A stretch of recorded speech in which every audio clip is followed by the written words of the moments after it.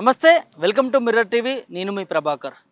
మార్పు పేరుతోని కాంగ్రెస్ ప్రభుత్వం అధికారంలోకి వచ్చింది. మేము ఇది చేస్తాం అది చేస్తామంటూ 6 గ్యారెంటీలు ఇచ్చింది. కానీ ఇప్పటికీ ఆ 6 గ్యారెంటీలు పూర్తి కాని పరిస్థితి. అదేవిధంగా అభివృద్ధి చేస్తామని చెప్పుకుంటూ వచ్చింది. అభివృద్ధి విషయంలో శూన్యంగా కనిపిస్తూ ఉంది. అసలు తెలంగాణలో కాంగ్రెస్ ప్రభుత్వం దాదాపు అధికారంలోకి వచ్చి 16 నెలలు పూర్తి కావస్తూ ఉంది. ఈ 16 నెలల పాలన పైన మనతో చర్చించేందుకు బీఆర్ఎస్ కీలక నాయకులు ఉపేంద్ర గారు ఉన్నారు. ఒక్కసారి వారితో మాట్లాడదాం. వారి అభిప్రాయం ఏంది, అసలు తెలంగాణలో ప్రస్తుత రాజకీయ పరిణామాల గురించి వారితో మాట్లాడించి పూర్తిగా మనం తెలుసుకునే ప్రయత్నం చేద్దాం. నమస్తే అన్న. నమస్తే. ఎట్లా చూస్తారన్న, తెలంగాణలో కాంగ్రెస్ ప్రభుత్వం అధికారంలోకి వచ్చి దాదాపు 16 నెలలు అంటే ఆల్మోస్ట్ సంవత్సరంన్నర కావస్తూ ఉంది. సో ఎట్లా చూస్తున్నారు? మేమేమో పాలన చేస్తున్నాము, 6 గ్యారెంటీలు ఇస్తున్నాము, అభివృద్ధి చేస్తున్నాము, మాది ప్రజాపాలన, ఇందిరమ్మ రాజ్యము, దేశంలో ఏ రాష్ట్ర ప్రభుత్వాలు చేయలేనట్టుగా తెలంగాణలో ఇంప్లిమెంట్ చేస్తున్నాము అని చెప్పి గొప్పగా చెప్పుకుంటా ఉన్నారు. సో మీరేం చెప్తారు దాని గురించి? నిజంగా కాంగ్రెస్ ప్రభుత్వం ఇందిరమ్మ రాజ్యంలా జరుగుతుందా, ప్రజాపాలన సాగుతుందా, ఏం జరుగుతూ ఉంది?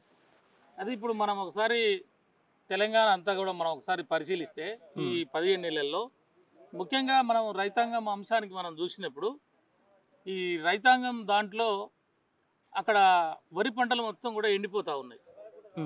వరి పంటలు అన్నీ ఎండిపోతూ ఉన్నాయి. వాళ్ళకి నీళ్లు ఉండట్లేదు సరిగా. ఆ నీళ్లు లేకపోవడం ద్వారా, ఆ నీళ్లు వ్యవసాయానికి వీళ్ళు వదిలిపెట్టకపోవడం ద్వారా పంటలన్నీ ఎండిపోతూ ఉన్నాయి. పంటలన్నీ ఎండిపోయి అలా రైతాంగం అరవలు వచ్చినా అంటున్నారు. ఒకనాడు మనం కాళేశ్వరం ప్రాజెక్టు కట్టి కాళేశ్వరం ప్రాజెక్టు ద్వారా మనం నీళ్ళిచ్చి తెలంగాణ రైతాంగం కూడా మరి 3 కార్ల పంటలకు కూడా మనం వాటర్ ఇచ్చినటువంటి పరిస్థితులు ఉండే.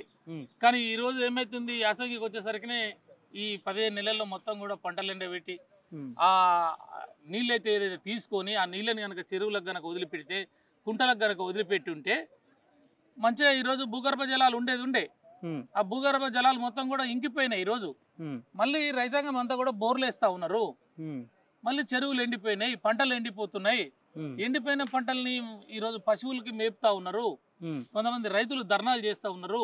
సూర్యాపేట జిల్లా, నల్గొండ జిల్లా, ఇక్కడ పోతే కరీంనగర్ జిల్లా, పాలమూరు మొత్తం కూడా ఎండిపోయింది. కాబట్టి నేనేమంటున్నంటే, ఆ రోజు కృష్ణానదిలో ఉన్నటువంటి నీళ్ళని సరిగా గనక తీసుకొని అక్కడ ఉన్న భీమా కానీ, నెట్టెంపాడు కానీ, కోయిల్ సాగర్ కానీ కొన్ని వాటికి నీళ్లు ఎత్తుకున్న తర్వాత ఆ నీళ్ళని కనుక వదిలి పాలమూరు జిల్లాలో అన్ని చెరువుల కుంటలకు కనుక వదిలింటే వాళ్ళకి ఇబ్బందులు రాకపోవు. ఇక్కడ కూడా నల్గొండకి ఇబ్బందులు రాకపోవు. కాబట్టి ఇది ఏమవుతుందంటే, వీళ్ళకు అంటే అంతకుముందు కాళేశ్వరాన్ని బదనం చేయాలనే ఉద్దేశంతో వీళ్ళు కేసీఆర్ గారిని బదనం చేయాలి, కాళేశ్వరం కూలిపోయింది అనే దాంతో వీళ్ళు ప్రెస్టేజ్కి పోయినారు. అంటే గత ప్రభుత్వాన్ని దెబ్బతీయాలి, గత ప్రభుత్వానికి ప్రజలలో ఎగరేట్స్ తీసుకురావాలని చెప్పి ప్లాన్ చేశారు. అది ఏమైంది, ఉల్టా అయిపోయింది.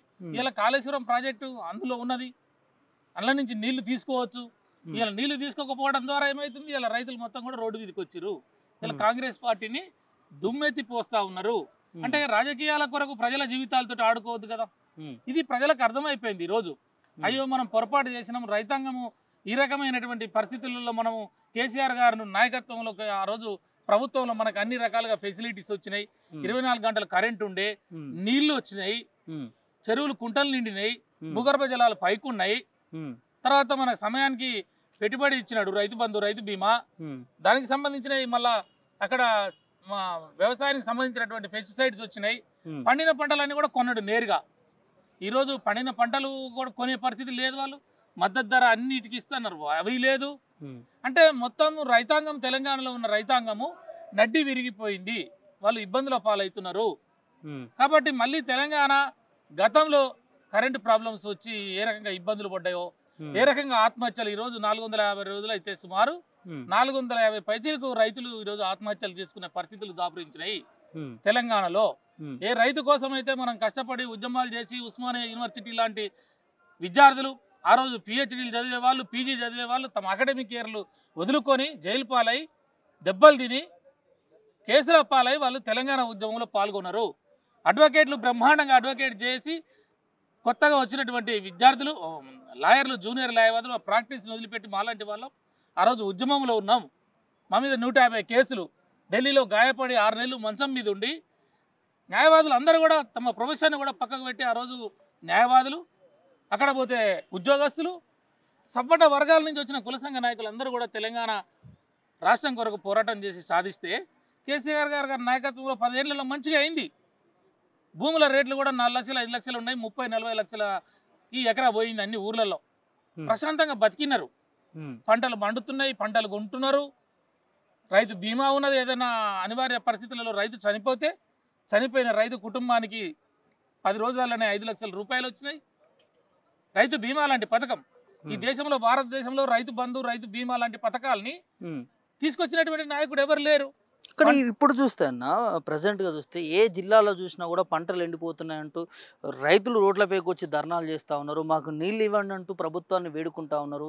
సో ఎందుకు అంటే ఇప్పటికీ ఎండాకాలం కూడా సరిగా రాని పరిస్థితి ఇప్పుడిప్పుడే స్టార్ట్ అవుతుంది. ఈ క్రమంలోనే పంటలు ఎండిపోతున్నటువంటి పరిస్థితి అంటే అధికారుల వైఫల్యం అనొచ్చా, ప్రభుత్వ లోపం అనొచ్చా? గత ప్రభుత్వంలో పారినటువంటి పంటలు ఇదే కాంగ్రెస్ ప్రభుత్వం రాగానే ఎందుకు ఎండుతున్నా? నిజంగా ఒక సామెత ఉంటుంది, కాంగ్రెస్ అంటేనే కరువు అంటూ చాలా మంది మాట్లాడుతూ ఉంటారు. మరి నిజంగానే అట్లే సాగుతుంది అనుకోవచ్చు. వాస్తవానికి మనకు మస్తు వర్షాలు పడ్డాయి, మస్తు నీళ్లు ఉన్నాయి. కాకపోతే ఏంటంటే ఇది అవగాహన లోపం. అక్కడ ఉన్నటువంటి మంత్రులకు కానీ అక్కడ ఉన్నటువంటి అధికారులు కానీ కూర్చొని కోఆర్డినేట్ చేసుకొని దాంట్లో ఉన్న నీళ్ళు ఎంత, వచ్చిన నీళ్ళు ఎంత, దాన్ని లిఫ్ట్ చేసుకుంటే ఆ లిఫ్ట్ నుంచి మనకి కొండపోచమ్మ కానీ లేకపోతే మల్లన్న సాగర్ కానీ రంగనాయక సాగర్ కానీ అవన్నీ నింపుకొని అక్కడి నుంచి నువ్వు గత ప్రభుత్వం ఏ రకంగా చేసిందో ఆ రకంగా కనుక నీళ్ళని మొత్తం కనుక నింపేసి ఉంటే, చెరువులు కుంటలకు కనుక వదిలేసి ఉంటే నీకు భూగర్భ జలాలు ఉండేవి. అదేవిధంగా నిన్న కృష్ణాలో మనం చూసాం. కృష్ణాలో మనకు రావాల్సిన ఇంకా మనం 200 చిల్లర నీళ్లు మనకు రావాల్సి ఉండే, అవి ఆ నీళ్లు వీళ్ళు వాడలేదు. ఆ నీళ్లు వాడకుండా ఎందుకు వాళ్ళు నీళ్ళు మొత్తం కూడా తీసుకుపోయినారు వాళ్ళు. ఆ నీళ్లు తీసుకుపోయిన తర్వాత ఇప్పుడు మనకు చూస్తే మనకి టీఎంసీల నీళ్లు మనకు రావాల్సినవి ఎక్కువ ఉన్నాయి, ఆడ నీళ్లు ఉన్నది తక్కువ ఉన్నది. అదే నీళ్ళని కనుక వీళ్ళు గమనించేసి ఆంధ్ర గవర్నమెంట్ ఎన్ని టీఎంసీల నీళ్లు కొంటపోయింది టెలిమెంటరీగా పెడితేనే చూడాలని ఏం లేదు. కాలువల ద్వారా గతంలో ఎట్లా కొలిసినట్లు కొలుచుకోవచ్చు. వాళ్ళు చూసి ఉంటారా వీళ్ళు ఎక్కువ నీళ్ళు పోతున్నాయి, మనకు కూడా నీళ్లు మనం తీసుకొని మనకి ఉన్న సోర్స్ లో వాటిని స్టోరేజ్ చేసుకొని ఉంటే ఇవాళ నీకు మహబూబ్ నగర్ జిల్లాలో మొత్తం కూడా ఇవన్నీ ఉండేవి కదా. నల్గొండ జిల్లా కానీ మహబూబ్ నగర్ కానీ ఎడమ కాలువ ద్వారా వదిలిన నీళ్లు కానీ పోతిరెడ్డిపాడు ద్వారా నీళ్లు తీసుకుపోతుంటే నువ్వు సపోర్ట్ చేయకపోతుంది. కుడికాల ద్వారా వాళ్ళకి రావాల్సిన నీళ్ళ కన్నా ఎక్కువ తీసుకుపోతే మీరు చూసుకోకపోతుంది. అక్కడ కన్సర్న్ మంత్రి ఎవరు, ఆ మంత్రి రోజు సమీక్ష ఏంటి, అధికారులు ఏంటి, ఆ నీళ్ళు ఎందుకు పోతున్నాయి, మనకెన్ని రావాలి, వాళ్ళు ఎన్ని వాడిరు, మనకెన్ని రావాలి, మనకు 40-60 ఉన్నది కదా, దాని ప్రకారం వీళ్ళు చూసుకోవాలి. చూసుకోకుండా ఏమైంది అవతల వాడు వేసుకోపోయిందాక వీళ్ళకి తెలియదు. ఇక్కడ మనకి హరీష్ రావు గారు ఇక్కడ మీటింగ్ పెట్టి అసలు ఏం జరుగుతుంది ఏం సంగతి అన్ని చూసిన తర్వాత ప్రెస్ మీట్ పెట్టారు. అన్యాయం జరుగుతుంది, నల్గొండ జిల్లా ప్రజలు ఎడమ కాలువ కింద ఉన్నటువంటి నల్గొండ జిల్లా ప్రజలు ఎండిపోతున్నాయి ఏసంగి పంటలన్నీ కూడా. అదేవిధంగా నల్గొండ కానీ లేకపోతే ఖమ్మం కానీ మహబూబాద్ కానీ ఇక్కడ వస్తే హైదరాబాద్కి కానీ వీళ్ళకి తాగునీరు సమస్య కూడా ఉన్నది. ఈ తాగునీరు సమస్య ఉన్నది ప్లస్ వ్యవసాయానికి సంబంధించిన నీళ్ళు కావాలి. ఈ రెండు కూడా వాళ్ళు వేసుకపోయారు. ఇప్పుడు ఉన్న సాగర్లో ఉన్న నీళ్ళు కానీ కృష్ణాలో ఉన్న నీళ్ళు కానీ తీస్తేనే మనకు 100 టీఎంసీలు ఉన్నాయి, మనకు రావాల్సింది 150-160 తీసుకోవాలి. అవి తీసుకోవాలి అంటే దీన్ని బట్టి మనకి ఏమర్థమవుతుంది, ఇది అవగాహన లోపము. అంటే వాళ్ళతోటి సరిగా సమీక్ష చేసుకొని అసలు మన నీళ్ళు ఎంత, గోదావరిలో ఎంత, ఎన్ని వచ్చినాయి, ఎన్ని వాడాలి, నువ్వు చెప్పిన ఏదో మేడిగడ్డ అంటున్నావు, మేడిగడ్డ కాకుండా ఇంకా కాంచి ఏం తీసుకోవచ్చా, తీసుకుంటే వాటిని లిఫ్ట్ చేసి ఎక్కడికి వేయచ్చు, ఇక్కడ నుంచి నీళ్ళు అయితే వదలండి, ముందు రైతాంగానికి ఇబ్బందులు రావద్దని చెప్పి అక్కడ నీకు ఎస్ఎల్పిసి ద్వారా నీకు వాడు ఈ రకంగా ఇబ్బందులు వస్తుంటే మీరు అన్ని కూడా ఎక్కడి కూడా అక్కడ వదిలిపెడుతుంది. శ్రీరామ్ సాగర్ ఉండే ఎస్ఆర్ఎస్పి ఆ నీళ్ళను వదలకపోతుంది. ఇప్పుడు తుంగతుర్తి మొత్తం పంటలను నిండిపోయినాయి కదా, నల్గొండ సూర్యాపేట మొత్తం కూడా ధర్నాలు చేస్తున్నారు కదా రోడ్డు మీదకి వచ్చి, సిరిసిల్ల కరీంనగర్లో కూడా.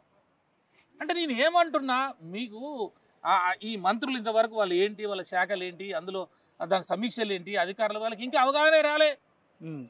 కాబట్టి ఇది అపరిపక్వమైన పాలనతోటి అవగాహన లోపంతో పట్టు తెచ్చుకోకపోవడం మీద అడ్మినిస్ట్రేషన్ మీద ఇది 100% ఇది వాళ్ళు అవగాహన లోపంతో వచ్చినటువంటి కరువు. ఇది అవగాహన లోపం ఉన్నప్పుడు ఇంతకుముందు చేసినటువంటి మంత్రులను కావచ్చు లేకపోతే ముఖ్యమంత్రిని కావచ్చు సలహా తీసుకోవచ్చు. మా ప్రభుత్వం ఎందుకు అలాంటి నేను ఇది ఫస్ట్ నుంచి చెప్తున్నా వాళ్ళకి, పర్టికులర్గా నేను చెప్తున్నా.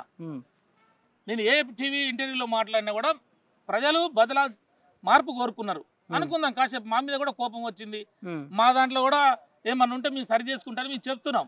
ప్రజలు మమ్మల్ని వద్దనుకున్నారు, సరే మీరు వచ్చిర్రు, సంతోషం, మీరు పాలన చేస్తున్నారు, మీరు మొత్తం చేయాలని కూడా మేము అనుకుంటున్నాం. కానీ మేము ఏ ఎజెండా తోటి తెలంగాణని ఎట్లా మేమైతే నెంబర్ 1గా పంటలు పండించి భారతదేశంలో ఉండే నెంబర్ 1 స్థానంలోకి ఎట్లా తీసుకొచ్చినాము, తలసరి విద్యుత్ వినియోగంలో ఎట్లా నెంబర్ 1కి తీసుకొచ్చాము, తర్వాత జీడిపిలో మనం ఎట్లా నెంబర్ 1కి తీసుకొచ్చాము, మిగతా అన్ని రకాల భూములు పెరిగిన విషయాలు కానీ అంతర్జాతీయంగా హైదరాబాద్ నగరం అభివృద్ధిలోకి వచ్చిన విధానాలు కానీ ఇవన్నీ కూడా కంటిన్యూ చేయాలని మేము కోరుకున్నాం. ఆ క్రమంలో మీకు పరిపాలనలో ఏమన్నా మీకు సలహాలు కావాలన్నా సూచనలు కావాలన్నా మీకు ఏమైనా అర్థం కాకపోయినా అయ్యా ఈ పాలసీ ఎందుకు తెచ్చావు, ఈ ఈ స్కీమ్ ఎందుకు తెచ్చావు, అసలు కాళేశ్వరం ఏంటి, కాళేశ్వరం ద్వారా నిజంగా ఏం జరుగుతుంది అనేది నువ్వు స్టడీ చేసి ఉంటే నీకు ఇంత బదనాం చేయడానికి ఇట్లాంటి తెలివి తక్కువ పనులు చేయడానికి ఉండదు నీకు. అరే ఇది కరెక్ట్ కదా, ఎవరైతే మనకి గవర్నమెంట్ ఈజ్ గవర్నమెంట్ ఉండేది దానికి పబ్లిక్ సర్వ్ చేయడానికి. ఇలా నువ్వు వచ్చిన కాబట్టి ముఖ్యమంత్రి ఏ ముఖ్యమంత్రి అయినా ముఖ్యమంత్రి తండ్రి లాంటి వాడు, ప్రజల కష్టాలు ఏంటి, కన్నీళ్ళు ఏంటి, వాళ్ళ అవసరాలు ఏంటి అవన్నీ తీర్చాల్సినటువంటి బాధ్యత ముఖ్యమంత్రి గారి మీద ఉంటుంది. సరే ఒక్కొక్క డిపార్ట్మెంట్ మంత్రి కూడా తెలుసుకోవాలి. కాబట్టి నీకు తెలియకపోతే ఏమైంది, అంతకుముందు అనుభవం ఉన్న 10 సంవత్సరాలు పనిచేసారు కదా, ఈ స్థితిలోకి ఎందుకు వచ్చింది తెలంగాణ, ఇంత అభివృద్ధిలోకి వచ్చింది అన్నప్పుడు వాళ్ళ యొక్క సలహాలు సూచనలు తీసుకోవాలన్న ఇంకితం అని ఉండాలి కదా. ఆ ఇంకితం కూడా లేదు వాళ్ళ దగ్గర. ఎంతసేపు ఉన్న రాజకీయం చేయాలంటే నువ్వు గతంలో ప్రతిపక్షంలో ఉన్నప్పుడు ప్రభుత్వాన్ని బదనాం చేయడానికి చెప్పినావు, ఎన్ని చెప్పాలనో అని చెప్పినావు. సరే బదనాం చేసినావు, సక్సెస్ అయినావు. మరి వచ్చినాక మరి నువ్వు కరెక్ట్గా నువ్వు చేయాలి కదా. నువ్వు చేయకుండా నువ్వు అధికారంలో వచ్చిన తర్వాత కూడా ఇంకా నువ్వు బదనాం చేసుకుంటూ కూర్చుంటే అంటే ఇట్లాంటి క్లిష్ట పరిస్థితుల్లో ఇప్పుడు నీళ్ళు అందక కరెంటు రాక రైతులు పడుతున్నటువంటి ఇబ్బందుల విషయంలో ఇదే క్లిష్ట పరిస్థితుల్లో కేసీఆర్ ఉంటే ఎట్లా చర్య తీసుకుంటుండే ఎట్లా? ఇప్పుడు కేసీఆర్ ఇప్పుడు పోయిన సంవత్సరం కదా, మనకు సంవత్సరం అయింది కదా, దానికి ముందర చూడరాదు, దానికి ముందర చూడు ఎట్లుండేనో. అన్ని పంటలు మా వైపు అయితే ఏమైంది, సూర్యాపేట ప్రాంతంలో 3వ కారకు కూడా పంటలు వస్తున్నాయి, నీళ్ళు ఎక్కువ వచ్చినాయి, దోమలు పెరిగిపోయినాయి. ఆంధ్రలో కనుక ఏ రకమైన పరిస్థితులు వచ్చేసి మొత్తం నీళ్ళు ఎక్కువైపోయిన తర్వాత బుడుగు వస్తుందని అంటారు, అలాంటి పరిస్థితులు అబ్బా నీళ్లు లేవనుకున్న తెలంగాణ ఎక్కువ నీళ్లు కూడా మనం 3 కార్ల పంటలకు కూడా నీళ్లు తీసుకొచ్చే పరిస్థితులు ఇచ్చాం. మరి బ్రహ్మాండంగా పంటలు పండించారు కదా. ఇప్పుడు మొత్తం ఏ జిల్లాలో చూడు నువ్వు రోడ్ల మీదే పోసిరు, కళ్ళల్లో పోసినాయి ఒడ్లు ఎక్కువైపోయి, ఏ రోడ్ల మీద చూసినా నీళ్లు మన ఒడ్లు నీళ్లు బారినాయి. కాలువలలో నీళ్ళు ఎట్లా బారినాయో రోడ్ల మీద పుట్లు ఒడ్లు బారినాయి. మరి రైతాంగం అంత బ్రహ్మాండంగా ఉన్నారు, మిర్చి పండించారు, పత్తి పండించారు. ఒక్కొక్క రైతు దగ్గర మినిమం 10-15 లక్షల రూపాయలు పోగులైనాయి. పిల్లల పెళ్లిళ్ళు బ్రహ్మాండంగా చేసుకుంటున్నారు. నేను మొదటి నుంచి అదే చెప్తున్నా, మేము పూర్తి అవగాహన ఉంది కాబట్టి మేము మాట్లాడుతున్నాం రైతాంగ సమస్యల మీద.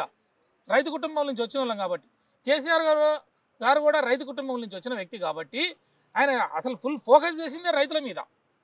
ఉద్యమం వచ్చింది రైతుల కోసమే.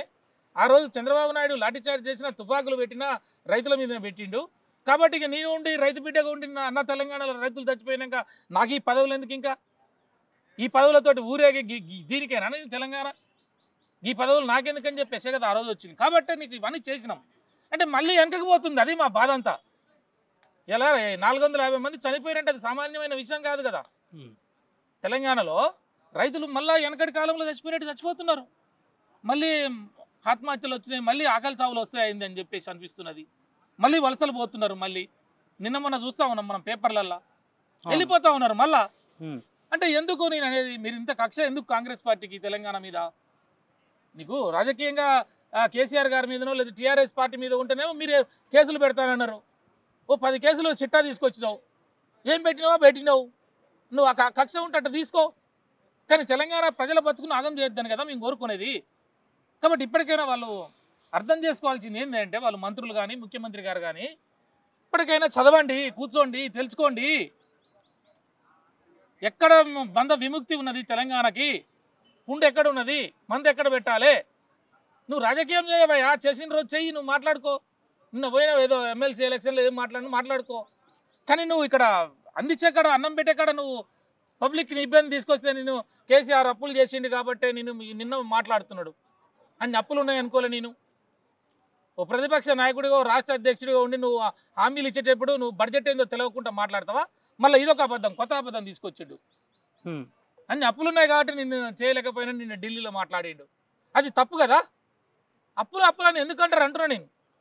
ఇంత పెద్ద మనం ఇన్ఫ్రాస్ట్రక్చర్ డెవలప్ చేసుకొని, ఒక సెక్రటేరియట్, ఒక ప్రపంచంలోనే పేరున్నటువంటి యాదగిరిగుట్ట, ఒక మొత్తం వరల్డ్లోనే అంత పెద్ద లిఫ్ట్ ఇరిగేషను, దాని ద్వారా లక్షల ఎకరాల సేద్యము, రైతాంగం బ్రహ్మాండంగా బతుకుతున్న తెలంగాణ రాష్ట్రం, నువ్వు ఉన్నదాన్ని అడ్మినిస్ట్రేషన్ తెలుసుకొని పని చేసుకుంటే అందరూ మంచిగా బతికే వాళ్ళని ఈరోజు ఆ పనులు చేయకుండా కేవలము మళ్ళీ రాజకీయాలే మాట్లాడుకుంటా దుమ్మెత్తి పోసుకుంటా ఎంతకాలం గడుపుతావు అంటున్నా నేను.